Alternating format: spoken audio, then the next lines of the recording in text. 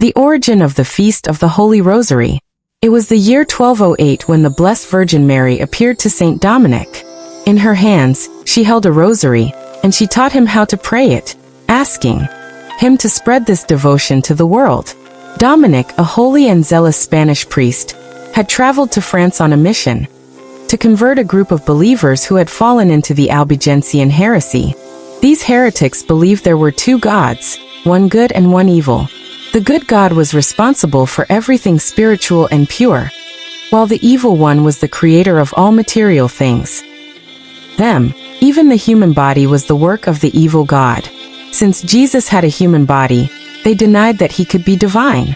In rejecting Christ's divinity, they rejected the entire teaching of the Catholic Church. For years, Dominic preached with all his eloquence, living an exemplary life, yet his efforts bore no fruit. Desperate, he turned to the power of prayer. He gathered a group of young women who had returned from heresy, forming a religious community near a chapel dedicated to Our Lady. It was there that the Virgin Mary appeared to him, teaching him the Rosary and promising, "Many sinners will be converted, and countless graces will be granted." Strengthened by this heavenly gift, Dominic began preaching the Rosary with renewed fervor, and miracles followed. The heretics began to return to the Catholic faith. Even during the armed conflicts between Catholics and the Albigensians, Dominic's preaching brought peace, and eventually the enemy laid down their weapons. Simon de Montfort, a Catholic military commander, taught his soldiers to pray the Rosary and attributed their victory in battle to this devotion. Out of gratitude, he built the first chapel, in honor of Our Lady of the Rosary. Over time, more people joined Dominic in spreading devotion to the Rosary. With the Pope's approval, he founded the Order of Preachers, the Dominicans, to preach the gospel and defend the faith across Europe.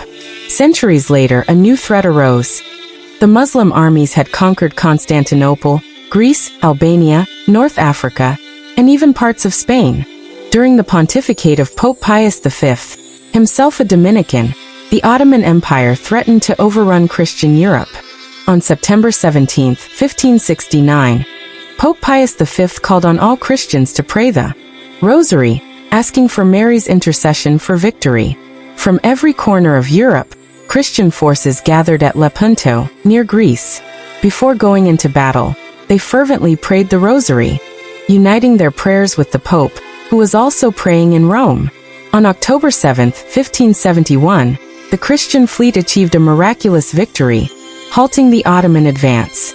Once again in 1683, when the Turks laid siege to Vienna, prayers of the Rosary accompanied the Polish king's army, and on September 12, they crushed the invaders, saving Christian Europe. In 1716, on the feast of Our Lady of the Snows, August 5, the Turks were again defeated in Romania.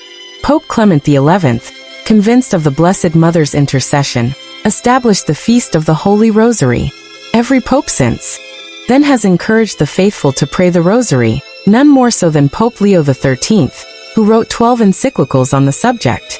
He is remembered as the Pope of the Rosary and was the one who it unites words spoken by the lips with meditation in the heart. It begins with the sign of the cross and the Apostles' Creed, leading us into the very heart of salvation's mysteries. The Our Father summarizes the Gospel itself. The Hail Mary recalls the angel's greeting and expresses the Church's loving trust in the Mother of God. The Glory Be lifts every prayer to the Holy Trinity. Yet meditation is the soul of the Rosary. As we recite the prayers, we contemplate the mysteries of Christ's life and salvation. This was the part Mary explained most carefully to Saint Dominic. Through these meditations, we grow in love for the Savior, and we are inspired to imitate him. We also come to understand Mary's special role in God's plan of salvation, deepening our love for her. This is truly Mary's prayer. A prayer so simple that both the learned and the humble can pray at any time, anywhere. Throughout history, Mary has continued to remind us of this prayer.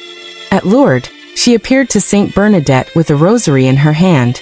At Fatima, she appeared to the three shepherd children, again with the rosary, and revealed her title, Our Lady of the Rosary. May God, through the intercession of Mary, the Queen of the Holy Rosary, pour out his blessings upon you and your loved ones.